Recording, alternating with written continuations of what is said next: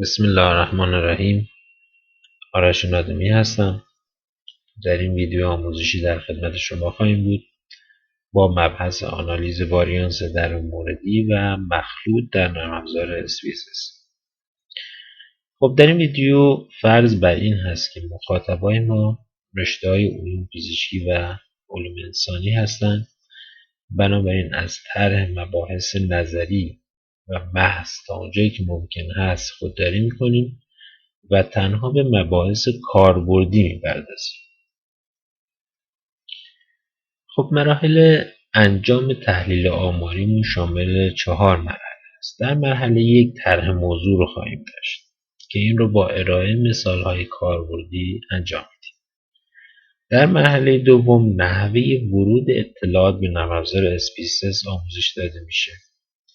در مرحله 3 نحوه انجام تحلیل‌های آماری با نرم افزار رو مورد بررسی قرار میدیم. و در مرحله 4 نحوه گزارش‌دهی خروجی‌ها در متن مقاله یا پایان‌نامه آموزش داده میشه. خب اولین آزمایشی رو که می‌خوایم بررسی بکنیم آزمایش درون موردی تک فاکتوری هست. به این آزمایش تک فاکتوری با اندازه‌های تکراری گفته میشه. خب لفظ تکراری بودن به این معنا هست که هر شخصی که مورد آزمایش قرار میگیره در حقیقت در 3 جامعه ما حضور داره، یعنی در جامعه تست حافظه A، در جامعه تست حافظه B و در جامعه تست حافظه C. بنابراین چون از هر شخصی 3 بار ما تست میگیریم، پس اندازه هایی که به دست میاریم بهش میگن اندازه های تکراری هست که از یک شخص به دست اومده. و همین دلیل لفظ اندازه های تکراری رو روش اطلاق میکنه. خب آزمایشمون به این شرح هست. در آزمایش به منظور بررسی کارایی 3 نوع روش تست حافظه A، B و C از نظر مدت زمان تشخیص اشکال هندسی تعداد 10 شرکت کننده در آن آزمایش حضور دارد و از هر شرکت کننده خواسته شده است که 3 پرسشنامه متناسب با 3 روش مذکور را که شامل اشکال هندسی که قبلا به آنها نشان داده شده است را به خاطر آورند و محقق مدت زمان تشخیص اشکال هندسی را ثبت می‌کند. خب متغیر وابستمون مدت زمان تشخیص اشکال هندسی افراد در پاسخهای شما است و متغیر مستقلمون روش تست حافظه‌ای به کار رفته است که یکی از 3 روش A، B و C میباشه. خب آزمایش میره انجام میشه، ما اطلاعات رو ثبت میکنیم، نمرات رو در قالب این جدول الان ثبت کردیم. خب اعداد این جدول به این شکل هستن که الان در ستون اول شرکت کننده ها رو به ترتیب شرکت کننده اول، دوم، سوم تا دهم آوردیم. خب شرکت کننده اول اومدیم 3 تا تست ازش گرفتیم، یعنی از شرکت کننده اول 3 اندازه تکراری داریم. نمره تست A شرکت کننده اول برابر 10 است، یعنی مدت زمان تشخیص اشکال هندسی برابر 10، حالا چون بگیم 10 دقیقه بوده یا 10 ثانیه بوده. از لحاظ تست B مدت زمان تشخیص اشکال هندسی برابر 12 دقیقه بوده یا 12 ثانیه و از لحاظ تست C تونسته در 14 دقیقه اشکال هندسی رو به درستی تشخیص بده. خب نفر دوم باز به همین ترتیب 18 هست، در تست B 10 نمرش بوده، در تست C 16 دقیقه طول کشیده. به همین ترتیب تا نفر دهم که 3 تا اندازه از ایشون داره. خب حالا بعد از اینکه من مسئله‌ام رو طرح کردم یا اصطلاحاً طرح موضوع کردم و اطلاعات رو استخراج کردم، به چه طریق میتونم فرضیه‌ام رو بسازم؟ خب فرضیه‌ای که میتونیم راجع به این مسئله داشته باشیم به این شرح میتونه باشه. بگیم بین میانگین سطوح مختلف تست حافظه تفاوت معنیداری وجود داره. خب یعنی در حقیقت میخوایم میانگین 3 تا جامعه رو با هم مقایسه بکنیم. نکته ای که اینجا ما داریم اینی که الان ما 3 تا جامعه داریم. جامعه یکمون تست A هست، جامعه دوم تست B و جامعه سوم تست C. این 3 تا جامعه رو از لحاظ آمار بهشون میگن 3 تا جامعه وابسته که در مقابل مستقل میاد. یعنی شرکت کننده اول در هر 3 تا جامعه حضور داره. پس قاعدتا وقتی نمره خاصی رو به دست میاره، بسته به ضریب هوشی که داره، بسته به توانایی که داره، میتونیم انتظار داشته باشیم اگه تست A رو خوب داده، تست B هم خوب بده یا تست C هم نمره خوبی داشته باشه. پس این جامعه نمیتونن از هم دیگه مستقل باشن. یعنی تست A و تست B و تست C نمرهشون نمیتونه از هم به هر حال مستقل باشه. خب ما آزمایش هایی که جوامعمون مستقل هستن رو خب تو ویدیو قبلی که آنالیز واریانس بین موردی هست اینا رو شرح دادیم. کسایی که دوست داشتن میتونن ویدیو رو تهیه بکنن و آزمایش های بین موردی رو دنبال میکنن. البته اینجا ما منظورمون از آنالیز واریانس در موردی و مخلوط ترکیبی از مباحثی هست که هم جوامع مستقل رو داریم و هم جوامع وابسته رو.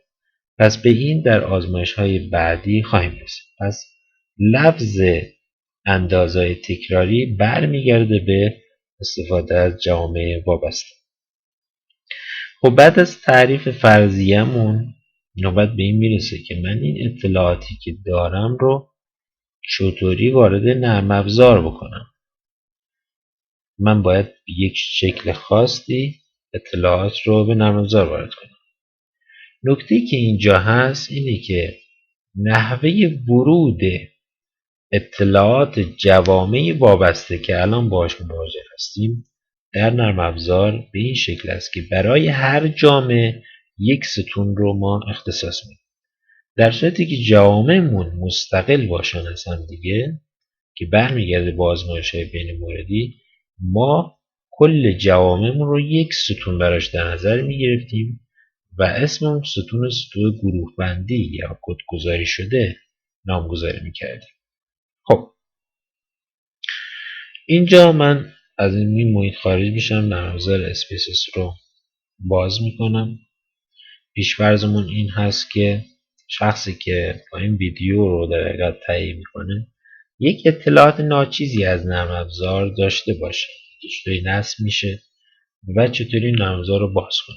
دیگه از این به بعد ما چیز خاصی دیگه نمیخوایم ازش. خب کسایی که هیچ گونه آزمایشی ندارن میتونن یا هیچ گونه تجربه ندارن میتونن این ویدیو رو دنبال بکنن و یاد بگیرن. خب اینجا من یک متغیر مستقل داشتم که روش تست حافظه‌ای من هست که 3 تا سطح داره و متغیر وابسته مدت زمان تشخیص اشکال هندسی هست. خب گفتیم که چون جوامعمون 3 تا جامعه وابسته هست برای هر جامعه یک ستون اختصاص میدیم. خب ما اینجا گفتیم متغیر اول، دوم و سوم. متغیر اول یا ستون اول رو اسمش گذاشتیم تست A. پس من میام اینجا در نرم افزاری که دارم اینجا تایپ میکنم تست A. نیازی به کدگذاری ندارم. ما آزمایش‌های بین موردیمون رو همیشه با این ستون سر کار داشتیم و میومدیم کدگذاری میکردیم. خب آزمایش دوم متغیر دومون تست B هست و متغیر سوممون تست C. پس من اینجا میام تایپ میکنم تست B اینتر، تست C اینتر. یک کاری به گزینه بعدی نخواهم داشت. دقت داشته باشیم که ستون مژر ما اینا باید مقیاسشون از نوع اسکیل باشه. اسکیل رو در مبحث آمار بهش میگن متغیرهای فاصله‌ای یا متغیرهای پیوسته. خب اینجا من اگه پنجره دیتا ویو رو کلیک بکنم میبینم که 3 تا ستون دارم. خب تعریف متغیرها اینجا تمام شده. من بایستی برم و اطلاعاتم رو وارد کنم. خب من اینجا ابعاد پنجره رو کمی کوچیک میکنم که به راحتی بتونیم هم دیتا رو داشته باشیم و هم اطلاعات وارد کنیم. خب من میخوام از شرکت کننده اول تا دهم ستون تست A رو وارد کنم و همین طریقی که اینجا من میبینم اعداد رو وارد میکنم. اول میام، اولین عدد من 10 هست، بعدی 18، بعد 20، 18، 20، 12، 19، 25، 18، 22، 17 و 23. اعداد ستون تست A به راحتی وارد شده. خب میرم ستون بعدی رو وارد میکنم، یعنی اطلاعات تست B رو. اون نفر اول 12 دقیقه طول کشیده، نفر دوم 10، 15، 10، 20، 22، 16، 18، 14، 20. و تست C اطلاعات ستون سوم 14 هست، 16، 12، 21، 20، 17، 18، 12 و 18. خب دیدیم که به راحتی الان ما تونستیم اطلاعاتمون رو وارد کنیم. خب پس مرحله بعدی میمونه نحوه انجام تحلیل واریانس یا آنالیز واریانس در موردی با کمک نرم افزار و وقتی که اجرا کردیم چطوری خروجی نرم افزار رو در متن پایان یا مقاله گزارش میدیم. خب من ابعاد رو بزرگ میکنم، برمیگردم به اینجا. مهمترین ستونی که یا مهمترین منویی که ما در آمار داریم این منوی آنالایز هست. خب این مسیر رو من اگه دنبال بکنم و قسمت آنالایز جنرال لینیر مدل و ریپیتد میجرز یا اندازه های تکراری رو من کلیک بکنم روش، این پنجره ظاهر میشه. پیش‌فرض اینجا نوشته ویتین سابجکت فاکتور نیم، میگه که فاکتور اصلی شما اسمش چی هست. خب من اینجا فاکتور کلی تست رو میگم، بعد میگه چند سطح داره number of levels. خب من 3 تا تست دارم، 3 تا سطح دارم، عدد 3 رو تایپ میکنم و اد رو کلیک میکنم.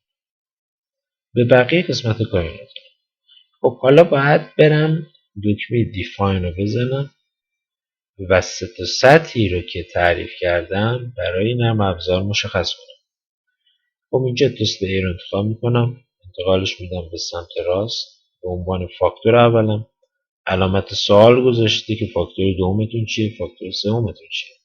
پس من اینجا تست B رو انتخاب میکنم به عنوان فاکتور دوم، تست C رو انتخاب میکنم با کمک این فلش میارم و به عنوان فاکتور سوم تعریفش میکنم. خب گزینه‌های دیگه اینجا هستن یا آپشن‌های اینجا هستن که من میتونم ازشون استفاده بکنم. این گزینه پاستاک برمیگرده به آزمون‌های بین موردی، چون ما اینجا آزمون بین موردی نداریم، یعنی جوامع مستقلی نداریم، فعلا ازش استفاده نمی‌کنیم. ولی در قسمت آپشن برای اینکه بتونیم اطلاعات توصیفی رو داشته باشیم میتونیم این قسمت بیایم و گزینه‌های اوورال و تست رو به ترتیب انتخاب بکنیم و به سمت راست بیاریم که برای ما دیسپلی کنه میانگین ها رو برای این گروه ها. خب دکمه کنتینیو میزنم و برمیگردم به حالت قبلی و دکمه اوکی رو فشار میدم. خب کل انجام آنالیزمون یا انجام فرایند آماریمون در پنجره ظاهر میشه تحت عنوان پنجره اوتپوت. خب در این قسمت نوشته General Linear Model. این آزمایش ها GLM RM هم میگن، یعنی در حقیقت General Linear Model Repeated Measure. پس آزمایش های در موردی رو دقت بکنیم با چه نامی میتونیم در حقیقت داشته باشیم. خب تو این قسمت یه سری اطلاعات به ما داده. در قسمت اول گفته که سه تا سطح فاکتوری که اسمش ما گذاشتیم تست به چه شکله، فاکتور اول، فاکتور دوم و فاکتور سوم، نامگذاریشون رو برای ما اینجا گفته. در قسمت بعدی یه سری آزمون ها رو برای ما انجام داده که حالا ما میخوایم ببینیم که به چه طریق میشه این اطلاعات رو در متن مقاله یا پایان‌نامه آورد. خب قبل از اینکه بخوایم نتایج آزمون رو مورد بررسی قرار بدیم، بهتر از نرم افزار بخوایم که یه سری اطلاعات توصیفی رو در قالب میانگین و انحراف معیار به ما بده که در ابتدای یافته های مقاله ما بتونیم درج کنیم. خب برای این کار من قبل از اینکه بخوام نتایج رو تفسیر کنم برمیگردم به همون مسیر و کلمه دیفاین رو میزنم و در قسمت آپشنز این گزینه رو باید تیک بزنم. یعنی تا این گزینه رو تیک نزنم آمارای توصیفی رو من نمیده. خب گزینه دیسکریپتیو اگه من کلیک بکنم و فعال بکنم، کنتینیو رو که من بزنم، اوکی رو که من بزنم، مجدد همون نتایج در قالب جنرال لینیر مدل آورده میشه، ولی در کنارش یک جدول آمارای توصیفی رو در اختیار من قرار میده. خب حالا من چطوری بیام این جدول ابتدا تفصیل بکنم بعد بیام سراغ آزمون ها. اینجا من قبلا برای اینکه در وقتمون ما صرفه‌جویی بکنیم من اطلاعات رو در حقیقت تایپ کردم. خب اینجا جدولی که به صورت جدول میانگین و انحراف معیار مدت زمان تشخیص هست رو من اینجا ترسیم کردم که شامل ستونهای میانگین و انحراف معیار هست.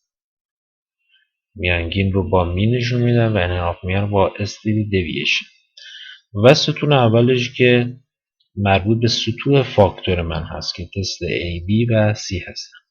خب میبینیم میانگین گروه که یا میانگین مدت زمان تشخیص اشکال هندسی برای از نظر تست A یا جامعه تست A برابر 18/40 بوده. من اینو نوشتم تایپش کردم. برای جامعه دوممون که تست B هست 15/7 بوده یا 70 و برای سوم 16/40 بوده. به همین ترتیب انحراف معیارشون رو ما گذاشت داریم. یعنی انحراف معیار مربوط به تست A برابر 4.65 هست. البته دقت بکنیم ما اینجا تا 2 رقم اعشار روند کردیم. بعضی دوست داشته باشن میتونن تا 3 رقم اعشار برن. چون اینجا بعد از عدد 4 عدد 7 رو دارم که بزرگتر یا مساوی 5 هست، باید بیدون یک عدد به عدد ما قبل اضافه کنم. میشه 4.65. برای همین دومی 4.27، سومی 3.06. خب حالا جدول رو که من آوردم یه اسم میذارم برای جدول، اسمش گذاشتیم جدول شماره 1.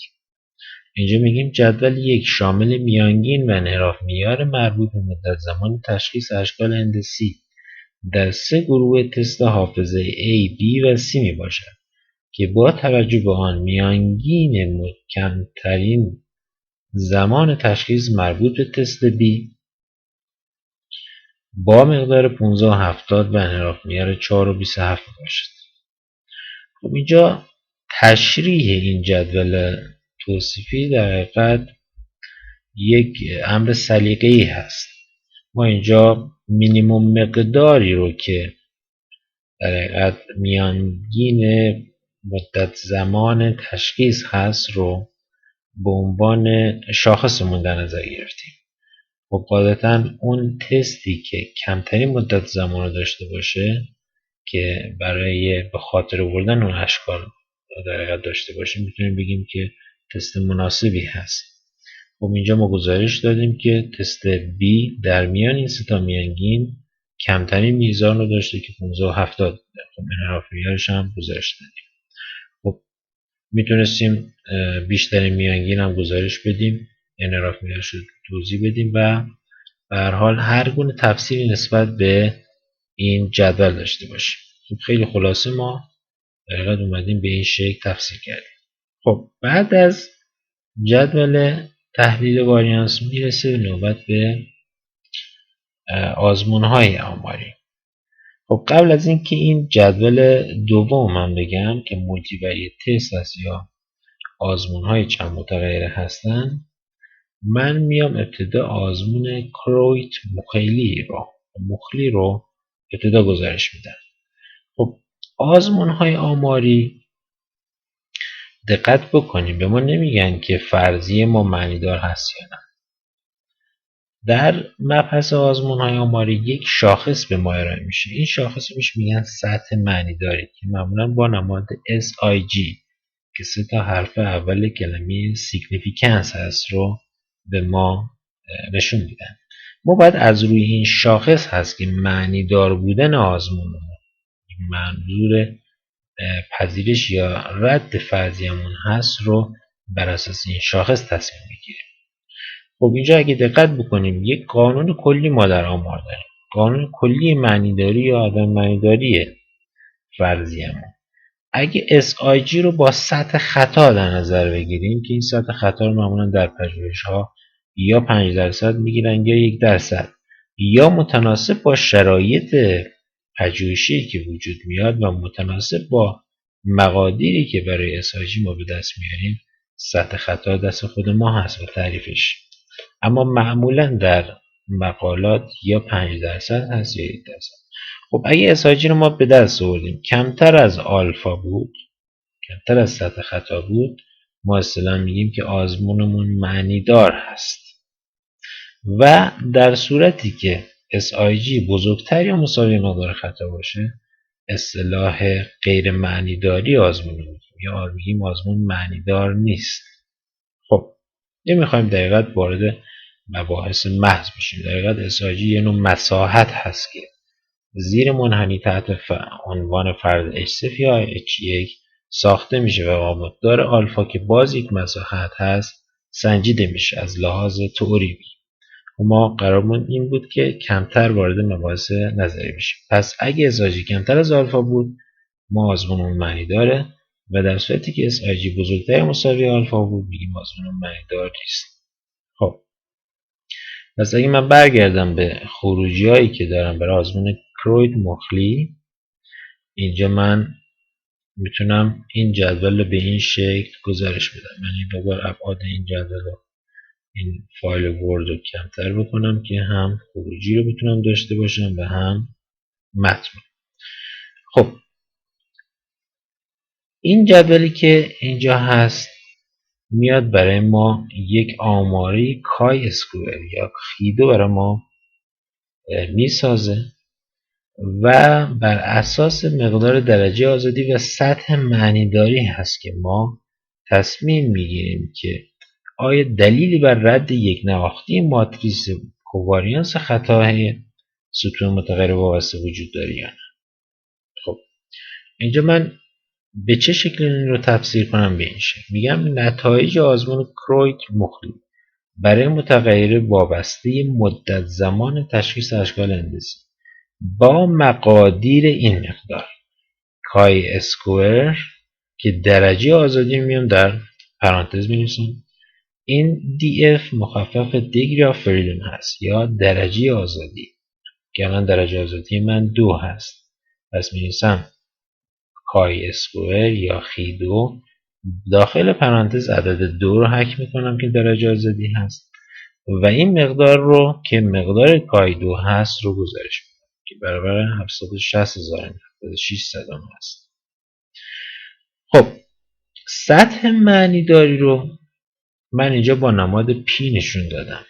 تو مقالات پزشکی یا پی استفاده میکنن معمولا یا SIG.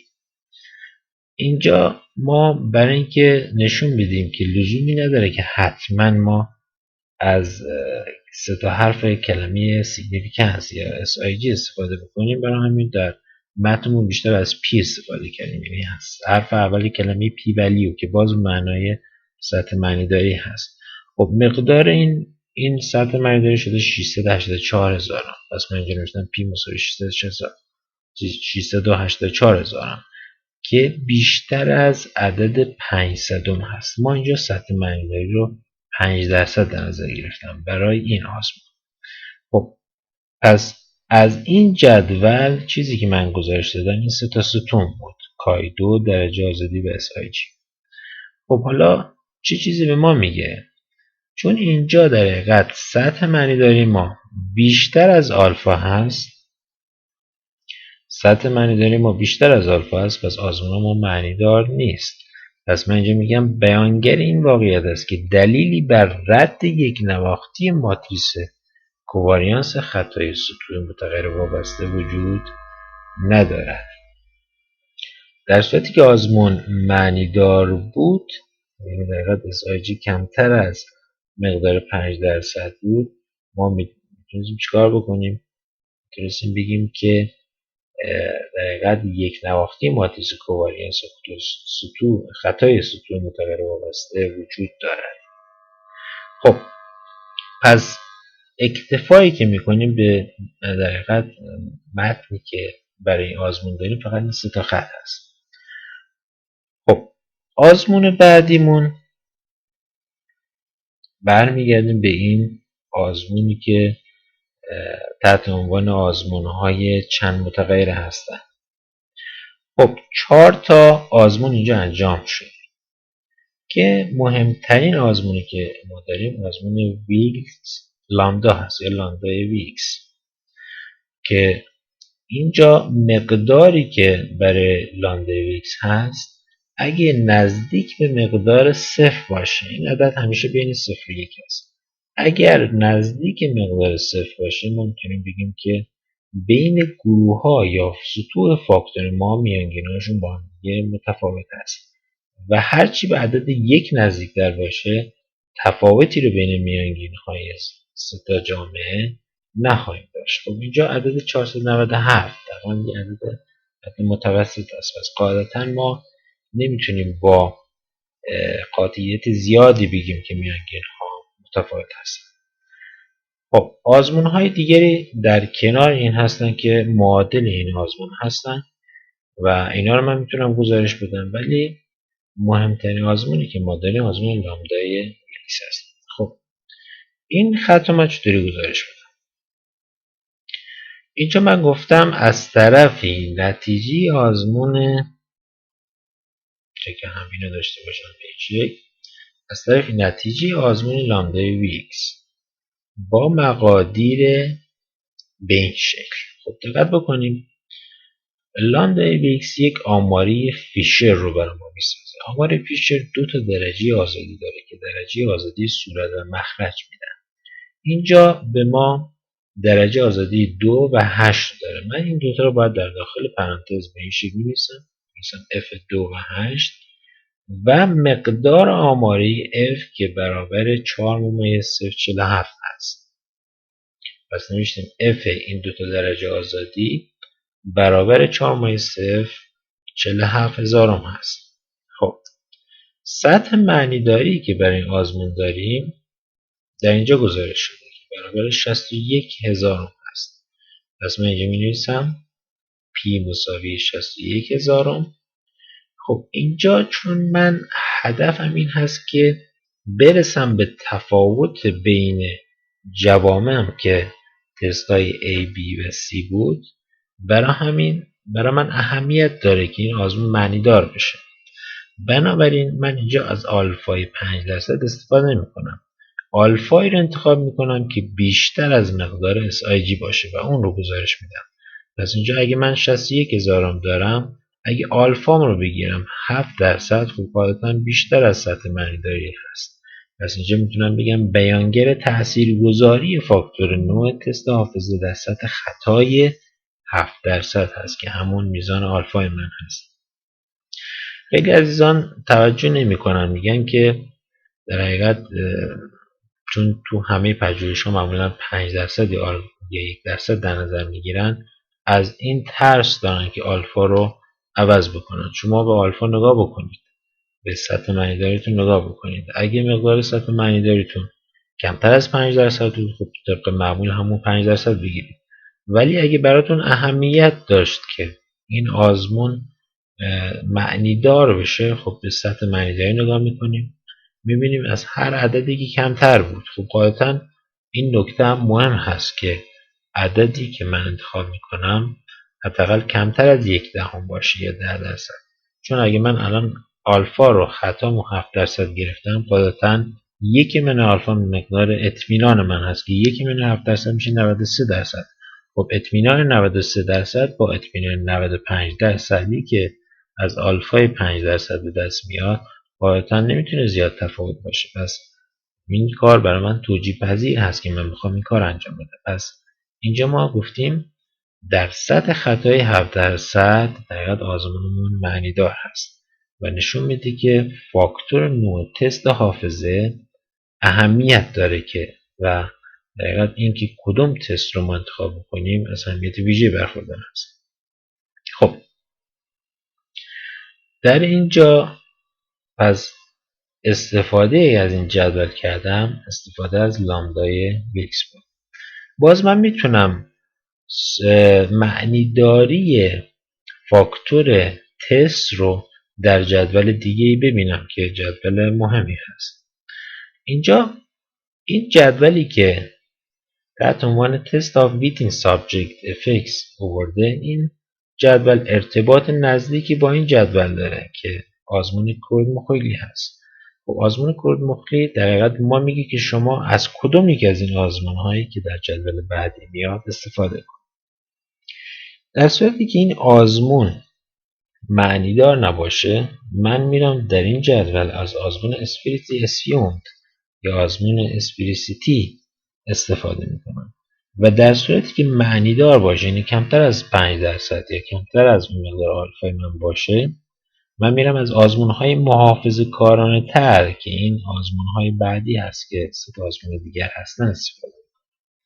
خب اینجا چون سطح معنیداری من 684,000 هست و معنیدار نیست، پس من میرم خط اول این جدول رو که اسپریسیتی اسیوم هست یا آزمون اسپریسیتی استفاده میکنم. خب بهتره که بیام این جدول اولا گزارشش بدم در متن که هم این آزمون رو داشته باشم و هم آزمون های محافظه کارانه و بعد بیام اینو تفسیر کنم. خب این رو ما در این قسمت انجام دادیم. اینجا گفتیم جدول 2 نتایج تحلیل واریانس با اندازه تکراری GLM همون جنرال لینیر مدل ریپیتد میجر هست را بر اساس آزمون های اسپریسیتی، گرین هاوس گیسر، هاینفیلد و لاورباند را نشان میدهد. خب عیناً همین جدول من آوردم. یه مقدار من ابعادش رو اگه بزرگ بکنم میبینیم که این جدول من داریم نتایج آزمون های درون موردی.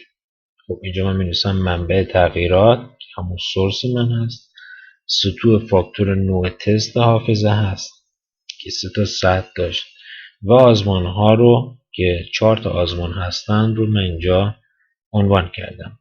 خب هر کدوم از این آزمون ها برای ساختن آماره فیشر نیاز به مقدار خطا دارن، یعنی برای هر آزمون ما یک مقدار گزارش شده برای یک خطا داریم.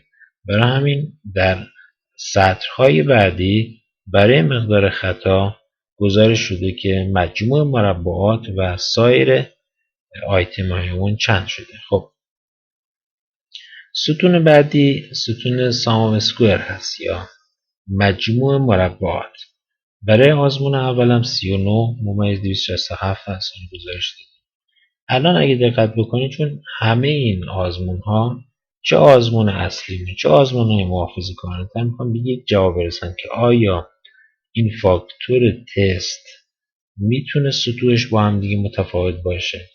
برای همین آزمون ها نتایجش نزدیک به هم شدن. حالا برای نمونه های بزرگتر ممکنه نتایج متفاوتی به دست بیاد چون اینجا نمونه همون کوچیک هستن به یک عدد رسیدن. خب اینجا 39/267 رو برای همه گزارش شده و مقدار 70/733 برای همه به دست اومده در ستون سام اسکوئر. این تایپ 3 در حقیقت نحوه انجام این مجموع مربعات رو بر اساس شاخصه آماری میگه که اهمیتی نداره. خب در قسمت بعدی درجه آزادی یا دیگری آف فریدم هست به ترتیب برای اسپلیسیتی 2 هست، برای بعدیش گرین هاوس گیسر 1 و 834 هست، به همین ترتیب تا درجه آزادی 1 برای لاور باند هست. به همین ترتیب درجه آزادی مخرج که بر اساس ارور یا خطای ما هست و گزارش میده. برای همون اسپلیسیتی 18 هست، بعدی 18 16 ممیز 505 و به همین ترتیب. خب از تقسیم ستون سام آف اسکوئر بر درجه آزادی مین آف سام آف اسکوئر یا مین اسکوئر به دست میاد. یعنی اگه من بیام 39 ممیز 267 رو بر 2 تقسیم بکنم میرسم به این عدد 19,633 که اینو در این قسمت گزارش دادیم. در قسمت بعدی یعنی دقیقا اینجا میاد یک آماره کای اسکوئر میسازه و بر اساس آماره کای اسکوئر که در قسمت بعدی آماره فیشر رو که از تقسیم دو تا کای اسکوئر هست به دست میاره. خب ما اینجا نمیخوایم وارد مباحث محض بشیم. مثلا این عبارت دوم رو اگه دقت بکنید 39,667 رو بر 1,834 تقسیم کنیم میرسیم به این عدد که مین اسکوئر در حقیقت گرین هاوس گیسر هست. خب اینو در این قسمت دوباره تکرار کردیم. خب این ستون مین اسکوئر رو به همین ترتیب روبروی هر آزمون ما درج کردیم. خب در قسمت بعدی نوبت به ساخت آماره فیشر هست. اگه ما بیایم MS رو یا مین اسکوئر رو که توضیح کایدوی هست که ساخته شده بر کایدو مخرج یا کایدوی خطامون تقسیم بکنیم آماره تحت عنوان آماره فیشر ساخته میشه. خب اینجا اگه من 19,633 رو بر 4,041 تقسیم بکنم میرسم به یه عدد 4,859 که در اینجا گزارشش داریم. عدد بعدی باز به همین ترتیب 21,412 بر ارور خودش که 4,407 هست باز به 4,859 هست. خب گفتیم چون اینا همه نتایج سام اسکوئر یکسانی هستن خب قاعدتا آماره اف یکسانی هم میدن. حالا برای نمونه های متفاوت با اندازه بزرگتر قطعا مقادیر متفاوتی به دست میاد. خب سطح معنیداری رو که حالا گفتیم ما با پی نشون میدیم در این مقاله و اینجا با SIG نشون داده، دوست داشتیم با هم SIG نشون میدیم. برای همون آزمون اول اسپلیسیتی برابر 0.21 به دست اومده، آزمون دوم 0.24 هست، آزمون بعدی 0.21 و آزمون بعدی 0.55. خب پس جدول رو که من ترسیم کردم حالا به چه شکل تفسیرش میکنم.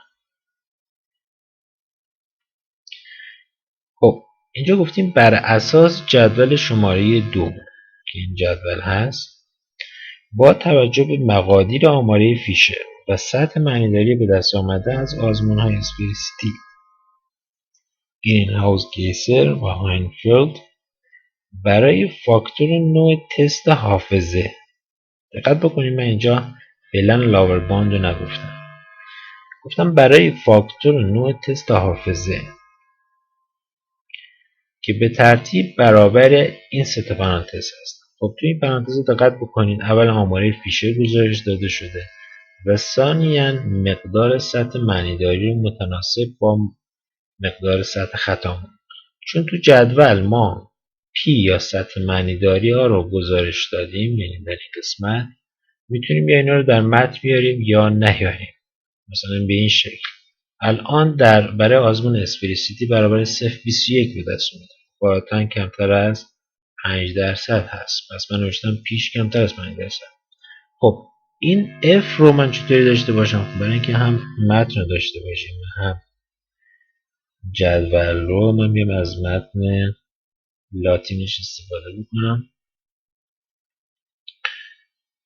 خب اینو من یه مقداری ابعادش رو کوچیک‌تر بکنم که بتونیم اینجا داشته باشیم.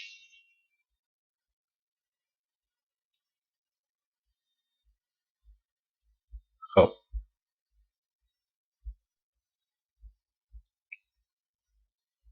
اولین افی که داریم مربوط به اف اسپریسیتی هست. خب درجه آزادیش اگه نگاه بکنیم برابر 2 هست صورت و درجه آزادی مخرج که 18 هست. خب قاطعا دیدی که ما این MS رو 19.633 رو تقسیم بر 4.041 کردیم که به این آمار اف رسیدیم. بنابراین مقدار درجه آزادی 2 و 18 رو گزارش میدیم که داخل پرانتز نوشتیم. حالا fش برابر 4.859 هست، پس اینجا نوشتیم 4.859 و سطح معنی دارش که 0.21 هست. خب کمتر از 5% که اینو در جدول ارائه کردیم. میتونیم اینجا بنویسم P مساوی 0.21 یا ننویسم.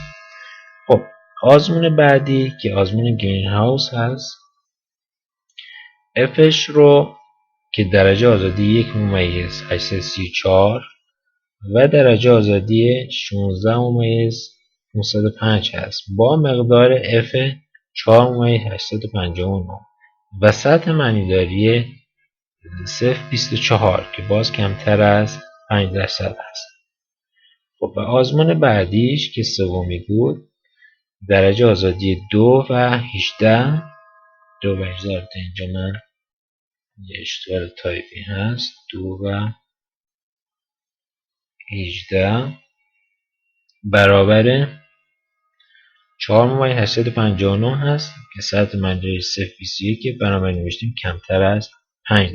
خب بر اساس این سه تا آزمون به ترتیب که نوشتیم، به بطن بالاتر من بیارم، برای فاکتور نوع تست حافظه که به ترتیب برابر این سه تا مقدار به دست آمده میتوان نتیجه گرفت. اینجا این و اضافی هست. به دست آمده میتوان نتیجه گرفت که فاکتور نوع تست حافظه یک فاکتور تاثیرگذار بر مدت زمان تشخیص اشکال هندسی است. خب ما گفتیم این آزمون آخر رو گزارش نکردیم. گفتیم از طرف این نتیجه آزمون لاورباند که یک آزمون محافظه‌کار میباشد نیز با مقدار F1 و 9 که برابر 4.859 به دست اومده. تو این جدول اگه دقت بکنید 4.859 من کدوم درجات آزادی باید نگاه کنم؟ یکیش اینه 1 و آخری که 9 هست. مقدار 4.859 هست و سطح معنی دارش اگه نگاه بکنم 0.55 یعنی بیشتر از 5%. چون ما این آزمون رو با بقیه نیاوردیم به این دلیل بود که بقیه در سطح خطای 5% معنی دار بودن، کمتر از 5% بودن، ولی میبینیم که کمتر از 5% نیست.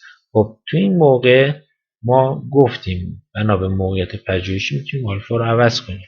انا آلفایی که من برای این در نظر میگیرم میتونم بدون یک از کلیت مسئله کم بشه در حد بگیرم 6%. پس من اینجا نوشتم P کمتر از 6%. خب پس این مقدار چی نشون میده؟ پس اینجا میگه با مقدار فلان بیانگر تاثیرگذاری فاکتور تست حافظه در سطح خطای 6% میباشه.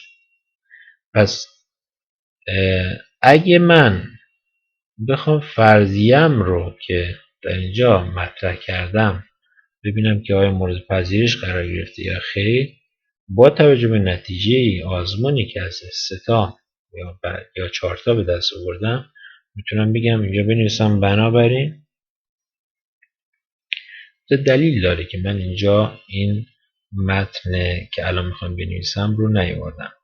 اگه ما متن رو داریم برای مقاله در حقیقت تایپ میکنیم لزومی نداره که ما فرضیه رو بیایم اینجا مطرح کنیم. اصولا میتونیم فرضیه رو نداشته باشیم در متن مقاله، ولی اگه پایان نامه داریم در حقیقت ما باید پایان نامه در قسمت فرضیاتمون فرضیه رو مطرح بکنیم و در متن بگیم که آیا این فرضیه مورد پذیرش قرار گرفته یا خیر. چون اینجا من متن رو برای مقاله تایپ کردم اینجا نیاوردم فرضیه رو. پس تا اینجای کار من میتونستم کات بکنم و قطع بکنم و متنم رو برای مقاله آماده کنم، ولی از اینجا به بعد میتونم چیکار کنم؟ میتونم اضافه بکنم بگم بنابراین فرضیه پژوهش مبنی بر تفاوت معنیدار